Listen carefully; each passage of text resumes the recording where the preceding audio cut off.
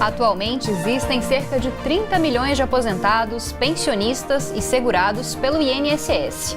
Essa despesa deve somar quase 8% do Produto Interno Bruto brasileiro no próximo ano. E a perspectiva é que esse número só aumente nos próximos anos, pois a população brasileira está envelhecendo rapidamente.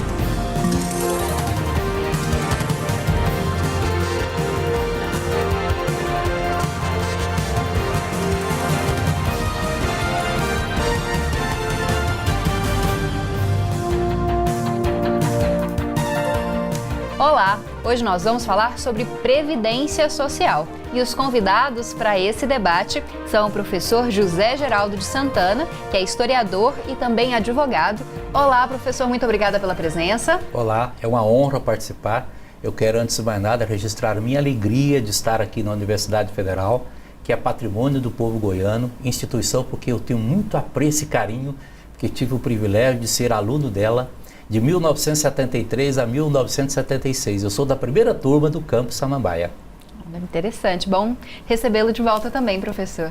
Bom, e também contamos com a presença do Danilo Orcida, que é advogado e economista. Obrigada pela presença, Danilo. Olá, eu que agradeço a oportunidade de dividir aqui o espaço com o professor José Geraldo, e vamos ao debate. Então vamos para o debate mesmo. Como eu disse no começo, a população brasileira está envelhecendo.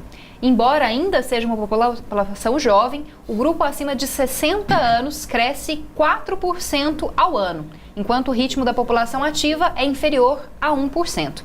Como que o Estado brasileiro deve fazer para acertar essas contas? Já que para pagar a aposentadoria para as pessoas mais velhas é preciso existir uma porcentagem da população trabalhando ativa. Professor, eu queria começar com o senhor. Sim. Em primeiro lugar, é preciso que se registre que a Seguridade Social, que não é só a Previdência Social, inclui também a saúde e assistência, é uma conquista social, uma grande conquista recente na história do Brasil. A Previdência Social tem apenas tão somente 92 anos, tempo histórico exíguo, e agora com a dimensão atual só a partir da Constituição de 88, a Constituição que tinha por finalidade implantar o estado de bem-estar social. Então nós precisamos entender isto e entender que a Previdência Social, a Seguridade Social não é despesa, é investimento. Você acabou de dizer que a população brasileira está envelhecendo, e isto também é uma grande conquista. Se nós tomarmos o que era o século XIX, em 1889, Londres era a cidade mais desenvolvida do mundo, a expectativa de vida era de 41 anos, hoje no Brasil é de 74 anos, então nós evoluímos muito. E para que a população possa continuar envelhecendo, é preciso que esta conquista social seja mantida e não seja encarada como despesa.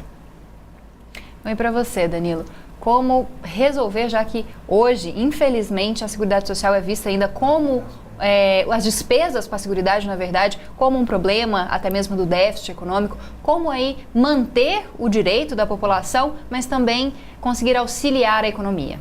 Olha, o professor citou um ponto interessante aqui, eu vou partir desse aspecto histórico que foi pontuado, e já contextualizando com a pergunta que foi colocada no ar, eu vejo que o ponto não é o fato do envelhecimento, não é a população envelhecendo. Eu vejo que nós partimos agora, nós estamos diante de um cenário em que a população com melhores condições de vida, ela está tendo uma longevidade maior, né? Partindo aí do aspecto histórico, a expectativa de vida do brasileiro em 1940, ela não chegava a 60 anos. Hoje, projeta-se para 2020 uma longevidade de 79 anos. O professor bem colocou aqui, 76, né, professor? A expectativa de média de vida de um brasileiro hoje. Então, o fato é que nós temos uma base que é financiada pela população ativa, mas a base dos beneficiados, ela cada vez mais aumenta, né? Nós temos um prolongamento mais aí dessa despesa com a longevidade que vai aumentando. E eu vejo que tem um outro ponto interessante também que se apresenta nesse contexto todo, que é a inserção da mulher no mercado de trabalho. É fato que a mulher, no contexto histórico, ela não tinha a tamanha importância que hoje tem no mercado de trabalho, e vejo, inclusive, que, em termos gerais, o tempo de contribuição da mulher é menor. É fato que ela contribui um período menor e ela tem uma expectativa de vida, por sinal, maior do que a do próprio homem, né? Então, hoje, nós precisamos, sim, repensar o sistema previdenciário. Nós precisamos repensar as relações de trabalho e a reforma, ela é uma necessidade que se apresenta. Divirjo quanto à reforma, em primeiro lugar, para que nós tenhamos a dimensão do significado da Previdência Social, mais de 60% dos municípios brasileiros, em torno de 3.570 municípios, têm como principal fonte de riqueza a aposentadoria rural de um salário mínimo. Isso demonstra o significado, o alcance social da Previdência Social. A maior distribuição de renda que já se realizou na história deste país foi com a Constituição de 88, que garantiu ao trabalhador rural a aposentadoria de um salário mínimo. A reforma, no sentido de suprimir, de reduzir direito, eu divido radicalmente. É claro que a Seguridade Social precisa de custeio, precisa de financiamento, mas esse financiamento não pode implicar redução de direitos, como se fez, sobretudo a partir de 1998, com a Emenda Constitucional 20. Todas as emendas constitucionais que foram promovidas, a 20, que é de 98, a 41, que é de 2003, a 47, que é de 2005, foram no sentido de reduzir direitos. Interessante é que se fala em despesa com mais de 30 milhões de aposentados e pensionistas que recebem algo em torno de R$ 1.009, R$ 1.010 por mês. Essa é a base média dos proventos de aposentadoria, mas não se fala em renúncia fiscal.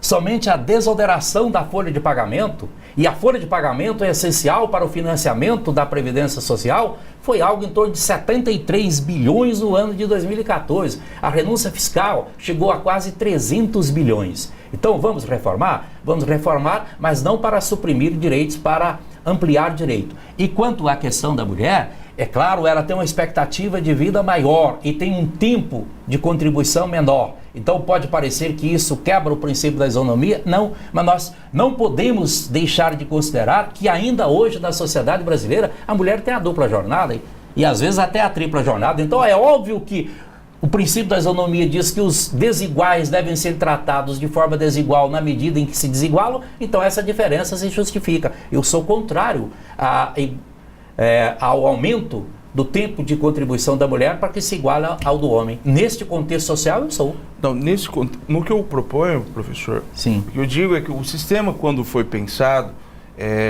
ele foi pensado num contexto econômico. Hoje nós vivemos uma nova dinâmica, uma dinamicidade que não pode ser ignorada, né? Eu vejo, o senhor citou aí a questão do papel social, dos benefícios concedidos pelo próprio Estado aí no sentido amplo senso. Eu acredito que nós podemos fazer uma divisão muito clara em relação aos benefícios concedidos. Os benefícios concedidos com caráter mais puro de previdência, como o caso de aposentadoria, os benefícios aí de um auxílio-doença, que é para aquele cidadão que contribui e depois ele colhe os frutos da sua contribuição. Só que nós temos uma outra vertente aí também, que é o assistencialismo social. São os benefícios concedidos pelo Estado para um cidadão que nunca contribuiu para a Previdência. Seria o caso do benefício o BPC. Para, por exemplo, um portador de necessidades especiais, que tem direito ao recebimento de um salário mínimo, quando enquadra-se ali no rol do benefício assistencial, né, de um salário mínimo, quando sua renda média não ultrapassa 1/4 do salário mínimo. Os benefícios concedidos também para os idosos, no sentido daqueles que têm ali aquela necessidade do assistencialismo social.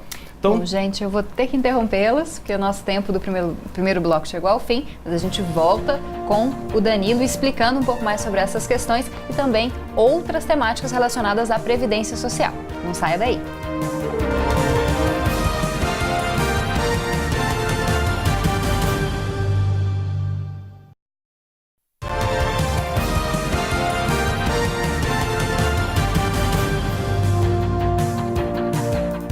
Estamos de volta com Conexões de hoje, que trata da Previdência Social.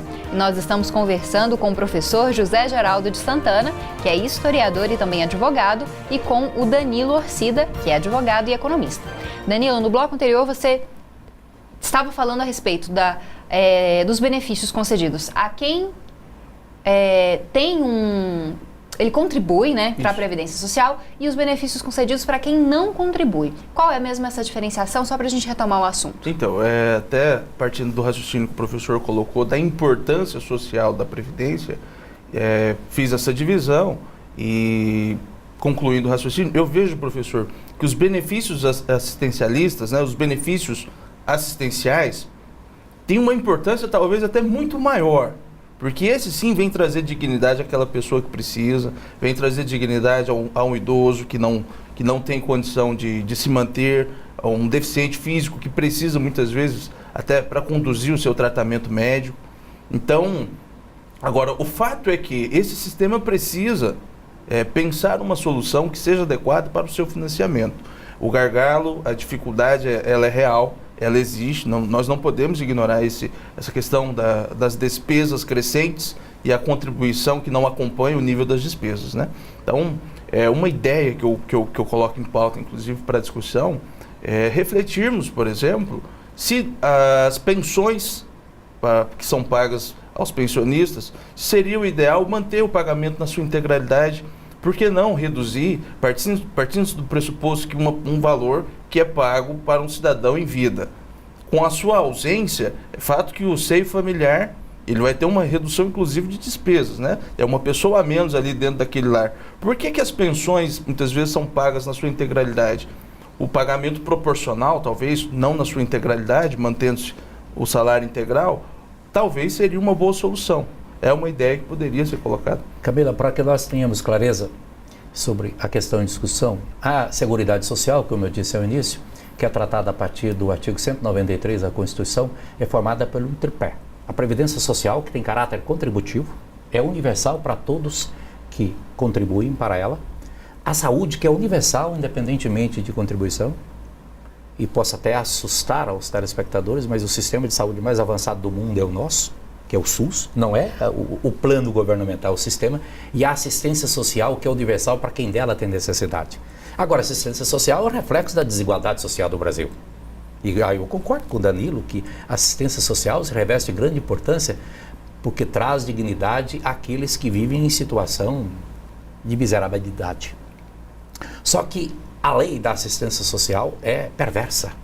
Só consegue o BPC, por exemplo, que é o benefício da prestação continuada, que corresponde a um salário mínimo, quem é incapaz, quem tem mais de 65 anos, não importa se homem ou se mulher, e tem a renda per capita de 1/4 de salário mínimo, menos de R$200, quer dizer, isso é miserável. Ainda bem que o Supremo já decidiu que este patamar aí não significa nenhum empecilho para a concessão da assistência social. A questão da pensão, eu divirjo de sua proposta, Danilo, e vou te dizer por quê. No regime próprio de previdência social do servidor público, a pensão só é universal até o teto do regime geral, que nós estamos discutindo, que é de R$ 4.663,75. A partir daí, ela sofre uma redução de 30%. Mas no regime geral de previdência, como eu disse, aí são dados da própria Previdência, a renda média é em torno de R$1.000, o provento de aposentadoria. Então, se nós promovermos essa redução, isso significa dizer que vamos provocar o rebaixamento das condições de vida dos aposentados, e como eu disse, em mais de 60% dos municípios brasileiros, o que sustenta as famílias é a aposentadoria. O que nós precisamos repensar é o seguinte, a repartição das riquezas, a repartição dos tributos e os benefícios que são concedidos às empresas. Como, por exemplo, a dívida pública representa um gasto anual da ordem de 5,7% do PIB só com juros. Este é um gasto perdido, é um gasto perverso. Então, essas modificações nós precisamos fazer. É claro, nós vamos discutir a Previdência sempre? Vamos, porque o contexto social se altera a cada momento e, felizmente, para melhor. Então, nós precisamos repensar. A Previdência Social é o chamado regime de solidariedade e de repartição simples. A geração atual contribui para financiar a aposentadoria daqueles que chegaram à idade. Agora, vamos mudar essa regra? Vamos aumentar a idade? Só se nós mudarmos as condições sociais como um todo. Do contrário, nós vamos ter um retrocesso, é o período anterior a 1988, que ninguém quer reviver. Eu tenho uma dúvida que eu não sei se encaixa em relação à Previdência Social, questão das pensões, por exemplo, para filhas de militares, isso também é arcado pelo INSS, pela contribuição geral? Como que isso funciona, Não, professor? na verdade são 4 regimes. O regime geral de Previdência Social, que inclui todos os trabalhadores da iniciativa privada, autônomos, contribuintes individuais, donas de casa, estudantes. E aqueles servidores públicos que não são efetivos, não são concursados. O regime próprio de Previdência Social, que é o regime dos servidores civis efetivos e o dos militares. Os militares são privilegiados, esse particular. E o regime de Previdência Complementar. A aposentadoria dos militares é bancada pelo Tesouro Nacional. E aí, se nós tomarmos os 420 mil, mais ou menos, aposentados militares, eles consomem 80% do que a Previdência Social, o regime geral, paga para mais de 30 milhões de aposentados. Aí sim, haveria a correção. No caso, você perguntou da pensão do regime geral de Previdência, ela é distribuída entre todos os beneficiários, todos os herdeiros, e na medida em que os filhos vão atingindo a maioridade, na Previdência Social a maioridade é de 21 anos, não é como na Lei Civil de 18, a sua cota fica para aqueles remanescentes. São incapazes ou são o cônjuge, ou fica o cônjuge sobrevivente. Aí, hoje a Previdência já avançou, não importa se é hétero ou se é homo. Inclusive, os casais homoafetivos têm esse direito, o que me parece absolutamente justo. A questão que eu coloquei, professor, foi justamente nesse contexto, partindo aí do regime próprio dos servidores públicos. Na ausência daquele servidor que foi o contribuinte, até então é um aposentado, na ausência dessa pessoa, no seu falecimento, o benefício, quem vai gozar do benefício vai ser a viúva, né, sua esposa, que está no rol aí dos beneficiários. O que eu coloquei foi, esse benefício sendo pago na integralidade, será que seria um benefício justo? É justo, é fato, porque houve contribuição. Mas um sistema em que eu tenho uma família que então era composta por pai, mãe e 2 filhos, agora ela passa a ser composta por 3 filhos. Ora, pagamento desse benefício proporcional a uma família, uma redução proporcional à ausência de um membro, não seria uma opção, talvez, para reduzir daí as despesas? Mas vamos ao reverso, na verdade. Eu vou ter que interromper, pedir para o professor responder no próximo bloco. Claro. Bom, e você continua acompanhando o debate sobre Previdência Social no último bloco do Conexões, que chega daqui a pouquinho. Não saia daí.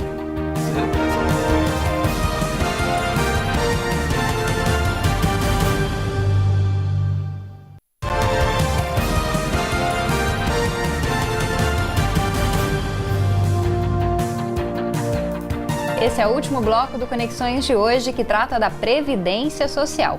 E os nossos convidados são o professor José Geraldo de Santana, historiador e advogado, e também o Danilo Orcida, advogado e economista. Professor, o Danilo fez um questionamento para o senhor no final do segundo bloco. Queria que o senhor respondesse agora. Da verdade. É fato que com a morte, que é o destino de todos, do segurado, as despesas diminuem.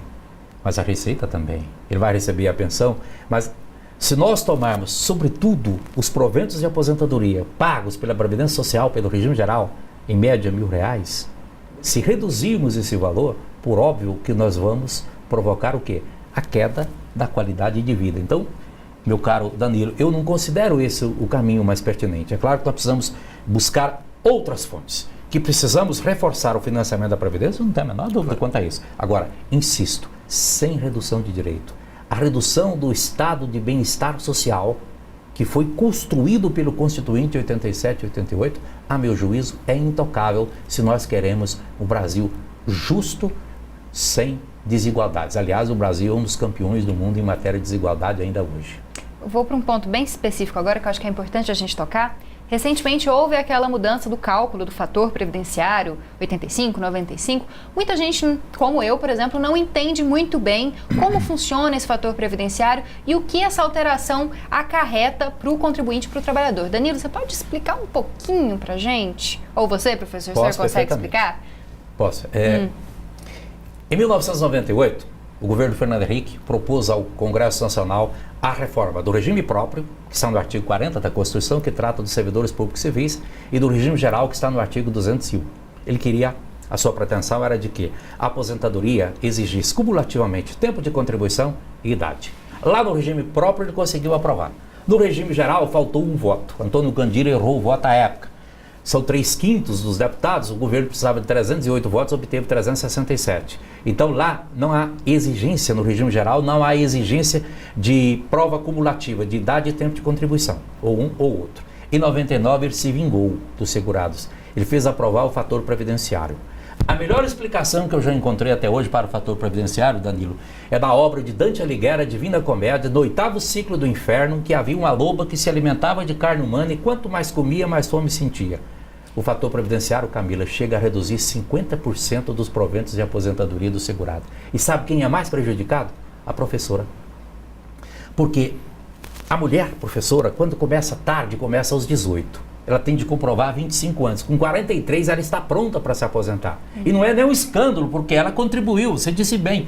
Ela adquiriu o direito, perde 50%. Se ela se aposentar com 45, ela perde 50%. Sem estar na idade de se aposentar. O fator previdenciário é neutro para a mulher aos 60 anos, para o homem aos 65 anos.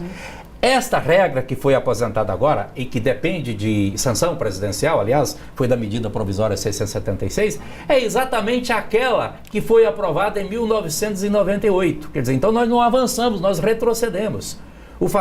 Ela mitiga o fator previdenciário, diminui um pouco o seu impacto, mas nada é mais injusto do que o fator previdenciário. E aí há a quebra do princípio da isonomia, porque se o Congresso Nacional tivesse aprovado a proposta de exigência de cumulatividade, idade e tempo de contribuição, o prejuízo do segurado seria menor do que o fator previdenciário. E essa nova lei, Danilo, vai penalizar mais ainda os professores. Eu, inclusive, já estou com uma ação direta de inconstitucionalidade pronta para ajuizar perante o Supremo Tribunal Federal, porque ela quebra a isonomia em relação aos professores. Porque ela exige a soma de tempo de contribuição, 85 para a mulher, 95 para o homem, sendo no mínimo 30 anos de contribuição para a mulher, 35 para o homem. E o professor, ela exige 30 anos para o homem, 65 de idade, senão ele não chega. E a mulher exige 30 anos de contribuição e 55 de idade. Então, ela exige mais dos professores do que dos outros. Resumo da obra, nada mais perverso do que o fator previdenciário até hoje em matéria de previdência social. Não sei se você concorda, se diverge. Concordo no ponto em que isso reduz o valor, digamos que da base do valor do benefício global, do benefício final, né? Do montante que se proporcional à contribuição em termos gerais, eu vejo que acaba sendo injusto nesse sentido. Danilo, você acha que hoje, com toda essa problemática da previdência social, seria interessante investir em previdência privada, por exemplo, que muita gente tem feito hoje, investir em previdência privada até para os filhos que ainda estão em idade escolar? Olha, isso passa pelo caminho do planejamento, né? Eu vejo que o planejamento do futuro é sempre o melhor caminho. A ideia do planejamento da previdência complementar, ela vem sim a somar ao valor do benefício futuro a ser concedido. É fato que hoje o regime geral, que o professor bem explicou aqui, diferenciando o regime próprio, geral, e o regime complementar, né, os 3 regimes de previdência, ele passou por recentes modificações, né? É fato que para quem se enquadrava aí no regime anterior às recentes modificações, hoje goza, por exemplo, de uma aposentadoria com recebimento de proventos integrais. Agora, os servidores públicos do atual regime de previdência, o regime próprio, que tem aí tempo de contribuição, já não conseguem os mesmos benefícios da lei anterior, da aplicação da lei anterior. E o regime de previdência complementar acaba se apresentando aí como um caminho, uma alternativa para se manter o mesmo padrão de vida futuramente, né, o mesmo padrão de renda e não perder aí capacidade de poder aquisitivo. Para os servidores públicos federais, servidores estaduais do Estado de São Paulo, do Espírito Santo, a previdência complementar é a realidade. A Lei 2.618, que é de fevereiro de 2003, impõe a previdência complementar. O teto dos servidores públicos federais é o teto do regime geral, como eu disse, 4.663,75. Se ele quiser mais, terá de contribuir. Aí, respondendo diretamente à sua pergunta, a previdência complementar, que nada mais é do que uma poupança privada, ela não tem caráter de solidariedade nem de repartição simples, ela é individual, é importante. Para você, que ainda é bem jovem, para o Danilo, que ainda é bem jovem, ela compensa. Agora, para quem está acima de 35 anos, já não compensa mais. Para que se faça a previdência complementar ser interessante, ser benéfica, é preciso que se comece na mais tenra idade. Agora, a segurança dela é mínima. Ela não tem caráter público, ela é privada. Você pode até contra-argumentar, mas ela é garantida não é isso? Pela a previdência complementar, pela Previc. Mas o Banco do Brasil já faliu 2 vezes. Agora, se comparado aqui, já dando até externando uma opinião como economista, se comparado o valor de uma previdência complementar com outros produtos financeiros que existem no mercado, como títulos da dívida pública, para um cidadão que tem a prudência e a disciplina de poupança, a disciplina de investimento, né? E condições de investimento, investimentos em algumas carteiras de produtos financeiros se apresentam como um melhor investimento do que a previdência complementar. Títulos da dívida pública, por exemplo, a longo prazo pode se apresentar como um bom caminho para quem pretende aí planejar o seu futuro e fazer o gozo aí futuramente de todo desse dinheiro que foi amealhado aí durante o tempo. No contexto social é interessante. Agora é seguro? Nunca. Felizmente nosso tempo chegou ao fim. Obrigada, professor, por ter vindo ao Conexões e ter esclarecido esses assuntos para a gente. Uma honra, sempre à disposição. Obrigada também, Danilo, pela sua contribuição. E eu que agradeço a oportunidade e foi um prazer, professor. Igualmente, Danilo. Compartilhar esse espaço aqui com o senhor. Bom, e você também pode participar dos próximos programas. Você faz isso mandando e-mails para o jornalismo@tvufg.org.br ou então participando pelo perfil do Facebook ou pela página do Twitter, enviando as sugestões que você quiser de temáticas e também de perguntas para os próximos programas. Lembrando que esse programa foi produzido em parceria com a Rádio Universitária da UFG e também com a Assessoria de Comunicação da Universidade Federal de Goiás. Eu te espero na próxima terça-feira, às 7h30 da noite. Mas enquanto isso, você pode assistir a todos os debates que já foram produzidos no blog do Conexões. Uma ótima semana para você e até terça que vem.